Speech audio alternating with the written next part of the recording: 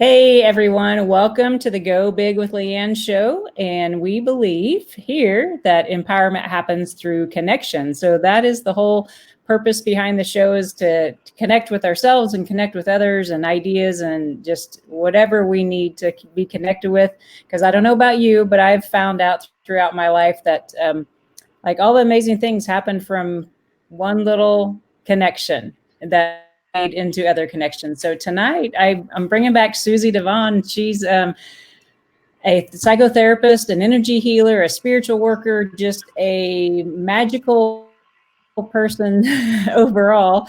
And we've decided that we want to do, at least once a month show together. And so I'm really excited about that tonight. And I think tonight's topic's very timely. So we're going to have a discussion. And if you guys have questions, we'd be happy to take some questions tonight. So post them in the comments. And if you want to join the panel even, I can bring you on live if you guys would like to be live. Uh-oh. I think we just lost Suzie. Maybe her internet. There she is. All right. So tonight we're going to talk about thriving through difficult or challenging times. We keep losing you, Suzie, so I don't know if your internet's coming in and out. That's not good.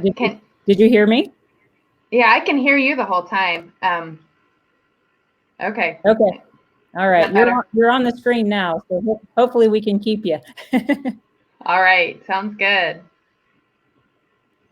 So tonight we're just gonna. So I want to start off by maybe just asking you, what would you define, like, when I use the word challenging times? That can mean anything to anybody, correct? So it could be that you woke up and you had a flat tire and that feels challenging to you, or it could be the whole world situation that we're in that may feel very challenging, or you need to have a difficult conversation with someone at work and that may be a challenging situation. So we're not like defining these challenging times as like one certain thing, because everybody is going to experience different challenges at different times in their life. Would you agree, Suzie? Yes, absolutely. And we all have different thresholds for stress. And if we experience a lot of stress in a short period of time or ongoing, even stress that's long in duration and intensity, then we can experience burnout. We can get extremely fatigued. So yes, those would be challenging times, but a challenge is very subjective. So it's going to depend on the person, their tolerance for things not going the way that they want or things being out of their control. We all, I think, know what our own personal challenges are. And right now, I think as a collective, we're being challenged, which is a great time for us to be talking about this. Yeah, definitely. And I, some days for myself, I will handle challenges that are thrown at me in a totally different way than I would the day before, because maybe I didn't get good sleep, maybe I didn't eat well the day before. I mean, it could be a whole slew of things that will impact my ability to kind of face those challenges face on. So, yeah, and collectively speaking, like Suzie said, we have that collective consciousness right now that is. I don't know what word you want to use, but you can pick whatever word fits for you. But there's a lot going on. So collectively, we have our own individual things that are happening in our lives, and then collectively as a society, we have some pretty major things going on. So I think it's good that you said that we all need to identify, like, within ourselves, because that's where it all begins, in my opinion anyways. It begins with that sense of awareness and being in tune to who you are and what work you need to do. Yeah, absolutely. I would agree with that. And right now, sometimes we're being surprised. Obviously, our current scenario is a surprise. Nobody really knew that was coming. And it has an amazing ability to bring forth things we have buried within us, emotions and beliefs and energies, and to bring them up to the surface to be worked through. And so how well we adapt to these challenging times is going to depend to some degree on whether or not we work through those things as they come up. Because if not, it's like a straw that breaks the camel's back. And stuff just keeps piling on and keeps intensifying that trigger until we actually fully resolve it. So that means fully feeling it. That means going into it. That means doing the work around it. That means stopping, not running from it, because what we resist persists, and actually slowing down enough to look at it. And I think this time period has really created a slowdown for a lot of us, and a lot of people have gotten very uncomfortable with things slowing down and not quite going on as business as usual. And there's a huge, enormous gift in that, because how many times have you wished things would slow down? Well, yeah, there's an intensity, there's something new to this that's very uncomfortable. It's a big change. But we do have, some time here that we haven't had to reflect, to not do things we always did. I mean, we can't go and do all the things we used to do because it's not always available to us. Things are closed, restaurants, at varying times and degrees. We just aren't able to continue on quite like we did. And I'm not saying not to live your life. By all means, live your life. But there are some things that are going on that are out of our control, and that's always the case. And that obviously is a big challenge and a trigger for a lot of people, because we like to have things be predictable and controllable, but really that's an illusion. So we've got a new reality right now, and we're adjusting as individuals and as businesses and corporations and as a collective, as families. And so this is a time we're getting to see how resilient we are, but it is a time to regroup and take advantage of some of the slower times and reconsider how to go about living your life, and maybe to get more focused on what it is that you can influence. And that can bring a lot of security and calm within you when you focus on what you can influence. Yeah, I love that, because a lot of things are out of our control right now, but the things that we can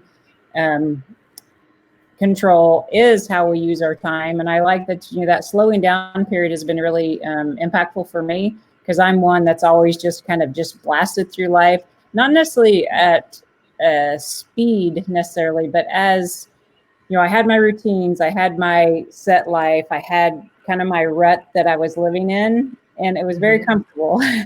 And so yes. that rut's been a little unsettled now, and it has brought me to the place where now I'm questioning my own thoughts. And I'll give you an example. I've got two things I want to share kind of as we're in this space. So as you slow down, it creates the space in between the words and between the events. And in that space is where the magic kind of happens.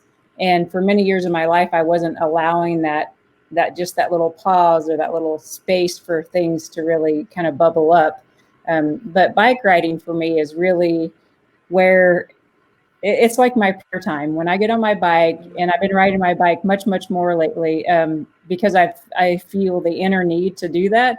But I get so connected with myself during that time, that things that, like, I could sit here at the kitchen table and think about and never come up with a resolution or an idea or anything creative, because I'm too much in my brain. But I go out on my bike and I kind of forget my brain, and I drop down into my heart center, and I create that space where the answers just flow naturally, and things that I didn't even realize I was struggling with. Because I've been studying the Course in Miracles, and Suzie, I don't know if you've studied the Course in Miracles at all. But I'm familiar with it, but I haven't really studied it per se. Yeah. One of the, so there's like a workbook lesson, and one of the lessons is I am as God created me. And so I've been using that as one of my kind of mantras when I'm tempted to just go down a path that is not good for myself or society, thought-wise or energetic-wise. But I finally, so I've been kind of had this phrase in my head for a good 60 days or more, but I was just kind of saying it. And it hit me that I needed to ask, well, what does that mean to me? How, I am as God created me. And so it brought up some misperceptions in my own being about what I thought that was. So on my bike ride, because I created that space and, that time to really connect, I came up with my own answer to that question. But for many years, I would never ask the question. So I think now what you're saying is a great time for all of us to question our thoughts and to ask ourselves those questions. Well, why do I believe this? Or why do I feel like I have to do this? Any thoughts on that? The art of questioning? Well, I was just about to say question everything. Yeah. Be inquiring, have a beginner's mind, question everything. Does this make sense? Why do I do this? Why do I believe this? Where did I learn this? Is this really how I feel? And as you're questioning it, you might notice, how do you feel inside? Because if you get a connection with your body, it's going to give you a lot of answers. And when you start to do that and connect with yourself, and you'll get a better idea of what resonates and what doesn't. I mean, everything, we're going through systems breaking down, and obviously that's on a bigger level, and that'll be interesting to see how that all plays out. But it's happening within families, it's happening in organizations, and why would that not happen within ourselves? What's going on within you is going on outside, and what's going on outside is kind of going on within us, to some degree, varying degrees, depending on how aware we are and how much work we've done. But question everything. Absolutely. I think that's a big part of the journey for, if you choose to. Right. Everything is always up to you as to whether or not it resonates. But just because somebody says it's true doesn't mean it's true for you.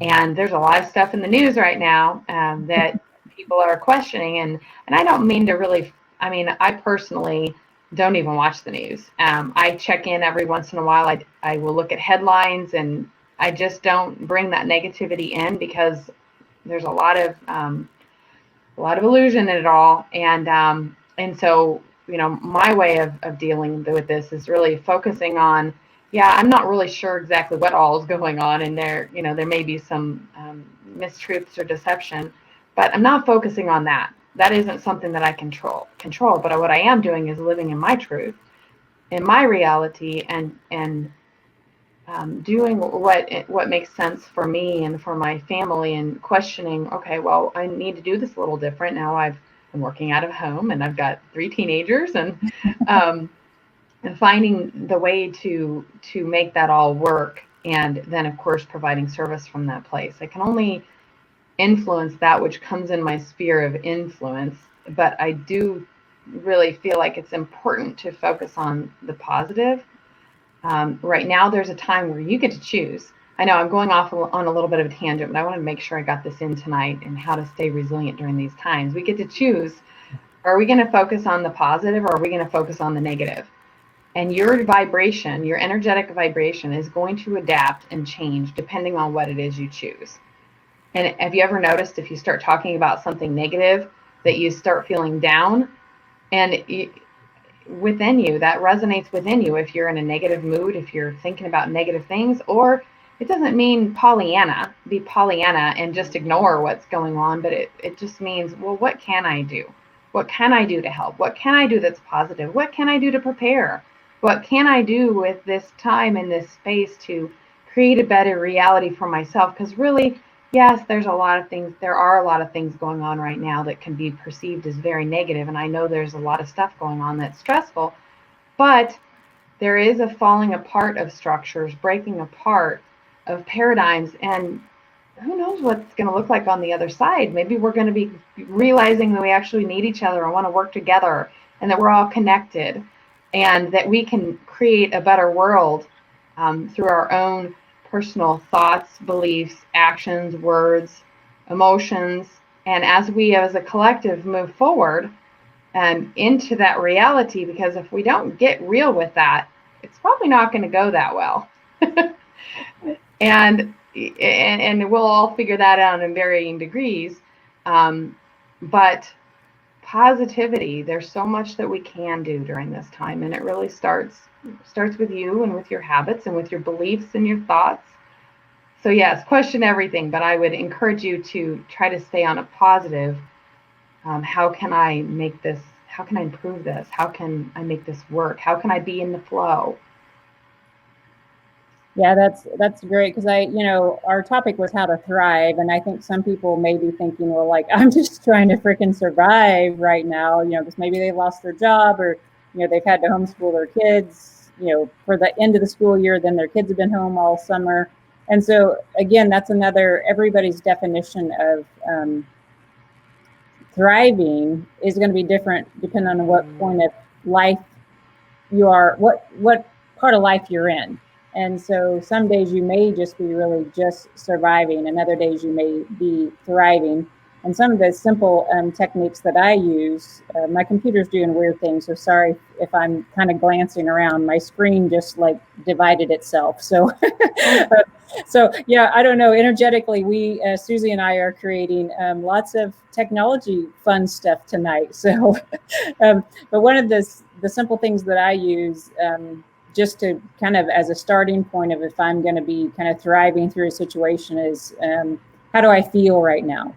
Do I feel at peace?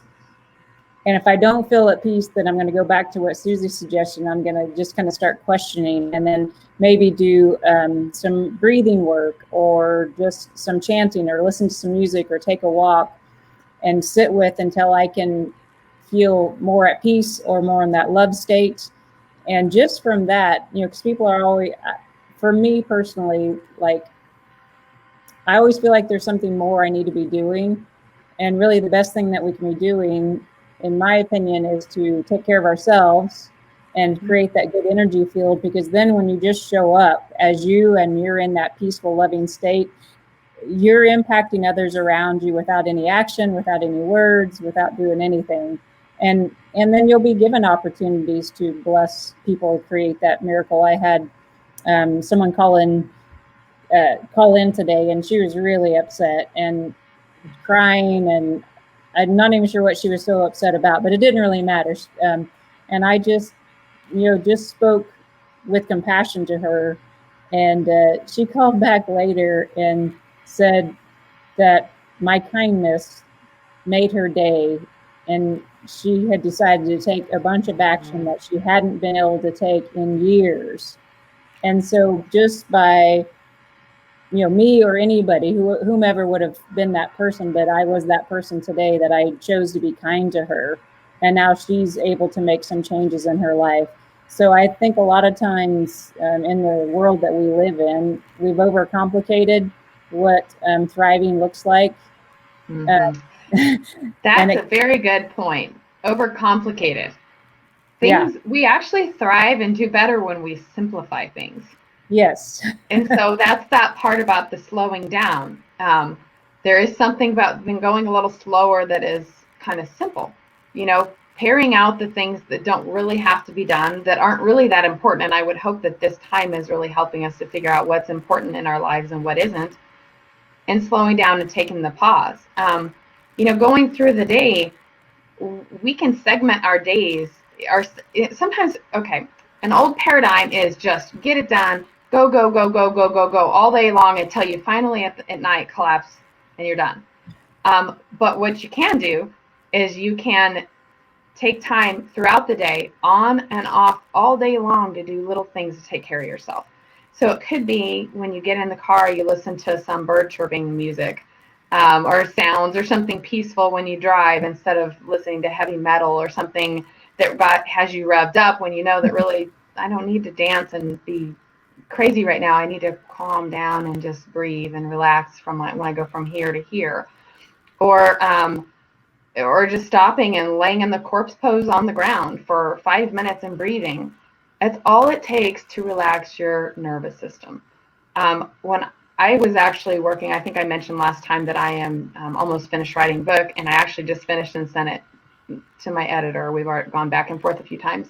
The last chapter, and I was right up to the wire before getting on here, and I started to notice this feeling in my chest. This is at like 7 o'clock, and I was, not ready. And it was a tightness in my chest because I told myself and her that I will get this to you today. And it was just a goal of mine to get that to her today. And I started feeling this feeling in my chest. And I was like, okay, I could send this right now and say I'm done and check it off the list, but I am not in the right energy to send this right now. So I went upstairs and I laid down and I just breathed for a few minutes. And so if you take a deep breath in and then exhale through your mouth, inhale through your nose, exhale through your mouth, just 3 deep breaths, and I started to feel my chest open up. I'm like, wow, that's all it took was 3 deep breaths. And so I laid there a little longer because it felt so good. And I just took 5 minutes, and that feeling in my chest, it was almost like a burning, I gotta get this done, like the house is on fire, even though it wasn't. It was just a self-imposed goal. If I sent it to her tomorrow, it would be okay. But just taking those few minutes, and then I got ready, and then I went back downstairs. I read over the email. I blessed my attachment, sent some good energy to it, and sent it to her. And all it took was a few minutes. And I just give you that as an example because that's all it really ever takes is a few minutes. But we've got to be willing to take the time to just put everything on pause and stop the world. It is not going to hurt anybody or be a big deal. No one's really going to notice if you just took 5 minutes or 10 or 20 out. But you're going to notice, and quite frankly, they are going to notice if you take the time out because they're going to get a benefit from it, as are you and everyone you come into contact with. So you can do that with a little breath work, which is always available to you. You can do it with a meditation. I could have closed my eyes when I was doing this, but I chose not to because I thought, well, I don't want to fall asleep or something when I'm about to get on with Leanne. There's another pose where you can lie down on the ground with your bottom kind of up into the corner of a wall and have your legs up the wall. And that's a yoga pose called legs up the wall. And one of my children found on the internet that they showed some study that doing that for 20 minutes was your body responds to 20 minutes of legs up the wall breathing as it does to a 2-hour nap. So I don't have any information on that study, but I found it pretty interesting that at the time my son was 8 that he found that when he knew what I was doing, speaking with people and whatnot. And it really is a powerful thing. It doesn't take a lot of time, but what it does take is a stop, pause, relax, and breathe.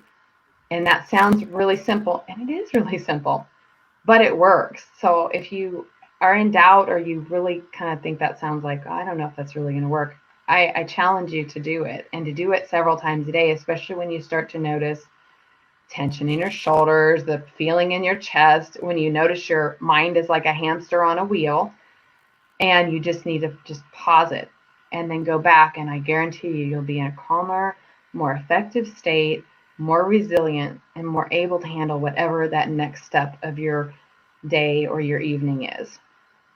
Yeah, that's well stated because I think what I find for myself and with people that I work with that we're so conditioned to the suffering state that being in the thriving state really scares us. We're afraid of that unknown that could feel so good. So we keep ourselves so busy and distracted and stuck in that kind of suffering state that we don't even allow, that greatness to come through. So I want to echo what Suzie said. Try it. Try the just practice breathing. The legs up the wall is an amazing. It does feel really good, and there's a ton of research on it. I kind of forget about that one until someone reminds me of it. I'm like, oh yeah, I'm going to start doing that again. Be outside with nature. Put your feet in the grass, take your socks off, take your shoes off, and, dig your toes in the dirt like we did as kids, make a mud pie for, whatever. Those may sound like silly things, but I think this is, this time is being offered to us as a gift. Mm-hmm. And I think if we all embrace it in that idea of that, none of us need to go any faster. Like in the physical world, we don't need to go any faster. Well, slowing down is going to humanity. Yes, and what we need to do is be present. Yes. I think we're both kind of dancing around that notion of being present because our minds can take us in faraway places, things that haven't happened yet, things that happened in the past. But if we can just be with the here and now, anytime we get centered in our breath and we can kind of connect, you can realize that, you know what? Okay, yeah, it's a little stressful, but I'm okay. I'm still here. I'm still breathing. Everything is still moving along, even if it's not a pleasant situation, because we all have stressful encounters. But just being present and realizing that, okay, this is maybe not ideal, but I am okay. I'm okay. I can do this. Just get calm, centered in the present. Don't worry about exactly what's going to happen next, because nobody really knows in any situation exactly what the next step or what the very next thing that's going to happen is.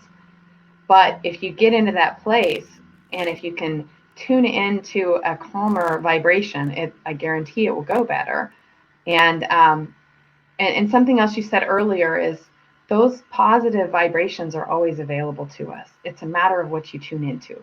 It's kind of like the radio station. You're dialing into different stations. Do you want to dial into this station, or do you want to dial into this station? And you can change it that quickly with your thoughts, with your breath, with having gratitude, with looking for silver linings instead of the glass is half, the glass is half full, the glass is half empty.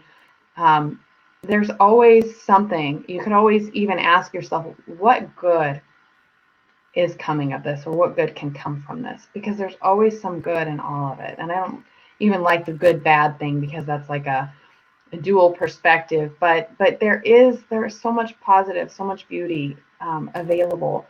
And even in the times that really, really are stressful, if you can remember that the times when you're the most stressed, or the times that maybe you seem the most uncomfortable, you feel the most uncomfortable, are actually the times when we're growing the most. And I can't tell you how many mountains I've climbed where I was like, oh my God, I'm so uncomfortable, I can hardly stand it. But then when I just laid down for a minute on my couch and went, wow, I'm just going to sit here and feel uncomfortable and remember that I'm growing. And just the knowing that I'm growing, the knowing that you're growing, is enough in and of itself sometimes to go, wow, I've had other growth experiences and it was a little scary and uncomfortable, but somehow I came out on the other side. Remember those times you did come through and come out on the other side. Because if you've done it before and you've come out on the other side, don't you think you can do it again? Right. Yeah. And one of the teachers that I have for the Course in Miracles, she said, the most simple prayer that any of us can ever say is help. And, for a lot of us, kind of like type A type personalities, that is one of the most challenging things to ask, is for help. But if you find yourself, if you've kind of gotten, you've spun too far down and the breathing's not working and, nothing seems to be working, then just shout out help, to whomever your higher power is. And, just right there, that will be a release of energy, and just knowing that, because sometimes we've done all that we, at that very moment, that we know how to do in the state that we're in. And so just a child doesn't have any fear or any worries about asking their parents for help. You think about a toddler, they're always asking for help all the time, and they don't feel bad about it. And so there's no shame, there's no weakness, there doesn't need to be anything attached to that powerful prayer of help. So I've been kind of practicing that this week, and it's been really amazing how and then detach from the form of how the help shows up, because it's kind of like now I feel like I'm like on this grand adventure. I never know what's going to be at the next turn, but I know it's going to be something great, because I am very intentional about setting the tone for my day. Now, it doesn't mean that I still may have a flat tire or whatever, but still, even in that, I may meet the most amazing AAA guy that comes and fixes my tire, and we get into a great conversation, and he tells me about something that I needed to learn about. That has happened to me 1,001 times, like a random something that like you didn't think went very well, and then 2 weeks later something comes out of that event that changes your life. So I don't know, it's just if you live your life from a point of just being really curious and wanting the best, not only for yourself, but wanting others to thrive, and drop that competition mindset, because I can only thrive really if I envision Suzie thriving. If I'm saying only I can thrive, and then that takes away from Suzie, then that's going to be really challenging. And that may be a whole topic for another night, but I just wanted to throw that out there for people to kind of think about. And I'm sure Suzie has some comments about that whole, we do want that for others as well as ourselves. Absolutely, because what we put out into the universe comes back at us like a boomerang. And so when you wish someone else well, you automatically, it's like a gift that returns to you. And that's not a going around wishing everybody well so you can be well. I mean, it's nice to Right. do it because you actually want that, but just realize that there is enough to go around, and there is enough love, and whatever you put back comes back at you. So if that same holds true, if you're putting a bunch of negative energy and negative vibes and negative intentions, if you're, hoping somebody fails, well, good luck, because that's really not a very positive thing to put out there. And do you want to fail? So why would you even wish that on your worst enemy? Because Yeah. really, what would be great is for everybody to thrive, even people that you don't care for, because guess what? When they're doing well and thriving, we all are doing well and thriving. We're all connected. So when we're all doing well, when your neighbor is doing well, so are you. When all of us are doing well, when everybody else is doing well, so are you. And when you're doing well, wish that upon everybody else as well. Yeah. And I found myself, sometimes I catch myself thinking that, oh, if I'm successful or if someone else is successful, then I can't be successful. So those thoughts are still going to happen. So just catch them as soon as they come in. And then just like Susie said, wish everyone the best. So catch yourself when you find yourself going into that competition or comparison or lack thinking, and just cut it off right there. You don't, because they're going to come. I mean, I don't care how spiritual, how awake, how mature you are in your spiritual journey, those thoughts are still going to pop up. So you're just going to have to release them and tell them they're not welcome and go about their way, because we want everybody to thrive, because that's how our world is going to become a better place, is when we decide that we're all in this together. Exactly. And not deciding or trying to figure out what is the best thing for somebody else. Like putting out an Right. intention that, hoping that, that whoever it is, a simple way to intend something for them or even to pray for them is to ask that they have whatever is for their highest and best good. Not for you to decide, not for you to worry about it. It's really none of our business. Even if it's Right. somebody that you don't particularly care for, it would be a nice thing to wish for whatever is for everybody's highest and best good. And sometimes that comes in the form of winning the lottery, or some fantastic looking, I don't know if that would be fantastic. There'd be some stuff to deal with that. Right. But to each his own. What we decide is positive or not depends on the person, but we don't even have to decide that. The highest and best good for everybody involved is a good way to intend it, to put it out there, to release it. And you know what? Sometimes the highest and best good for someone is a wake up call, but I don't want that responsibility for when crap hits the fan for somebody else. I Yep. hope they do well, and we all get what we need, and what is for us to be the, the most conscious, aware, I'd like to say loving people that we can be. Yeah. Beautiful. Well, I think we've shared some great nuggets for people to kind of, hopefully put into their toolbox and make a difference in their lives and the lives of their friends and family. But if people are feeling like, no, this wasn't enough, Suzie, what kind of help can you offer to those that want to maybe dig a little bit deeper, or they want a support system that kind of helps them through this journey? Okay, yes, absolutely. What I offer is psychotherapy, and I am doing remote work, or doing it through telehealth right now in the state of Kansas. And through Blossoming Heart Center, I facilitate energy healing. So it's um, inner child healing. I even do distance hand-on healing while I channel energy, emotional energy healing, all kinds of different stuff, subconscious belief repatterning, which can be really helpful during this time. I can help you identify even the areas that are holding you back, the blockages, whether they're in your beliefs, emotional, and help you to release those.